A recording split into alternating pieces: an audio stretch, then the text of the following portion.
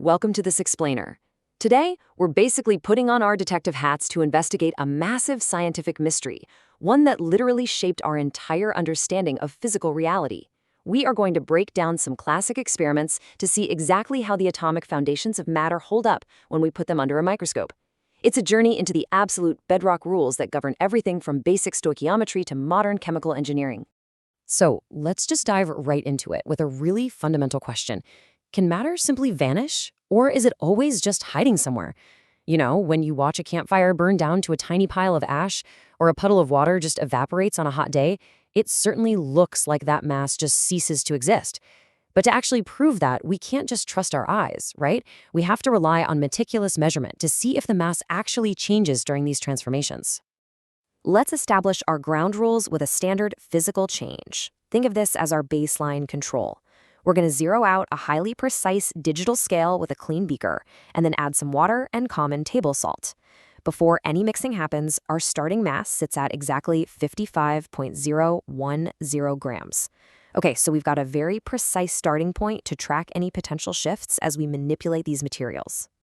Now, once we give that beaker a really good swirl and the salt fully dissolves, those solid crystals visually disappear, right? They're totally gone from sight. Yet if we look at the scale, it reads 55.011 grams. That tiny 1/1000th of a gram fluctuation, that's entirely within the standard margin of error for a digital scale.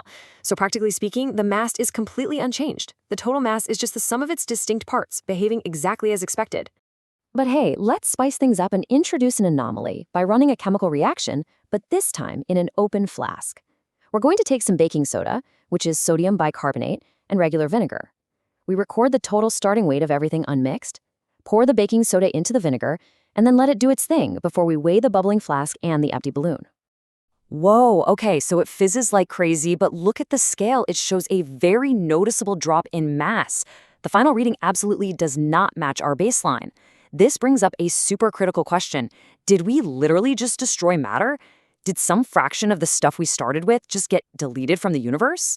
Well, the solution to this mystery is actually incredibly simple. We just need to close the system.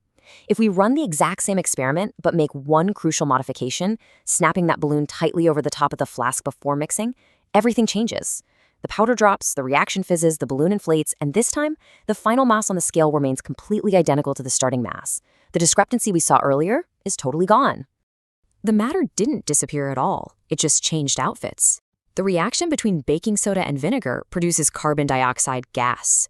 In the open system, that gas just floated right out of the flask, taking its mass with it into the surrounding room. But by sealing it up with the balloon, we trapped the gas.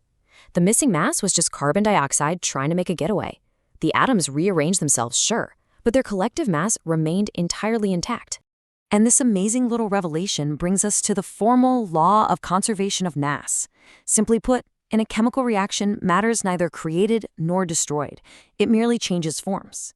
Whether you're dissolving compounds or triggering violent, bubbling reactions, the total mass of the universe stays constant. You just have to make sure you're measuring every single byproduct, especially those sneaky, invisible gases. We honestly owe a massive thanks to Antoine Lavoisier for this one. He's famously known as the father of modern chemistry. Back in 1789, Lavoisier, who was incredibly meticulous with his measurements, realized that the universe is basically the ultimate balanced checkbook. He noted that in every operation, an equal quantity of matter exists both before and after. He literally shifted chemistry from just observing things changing colors or fizzing to a highly precise quantitative science. So, let's crunch some numbers and see how this holds up mathematically in the real world. Let's say calcium carbonate reacts with hydrochloric acid in a closed container. We start with exactly 4.0 grams of calcium carbonate and 2.92 grams of acid. That's our starting team, our reactants. This interaction creates three distinct products: carbon dioxide gas, liquid water, and calcium chloride.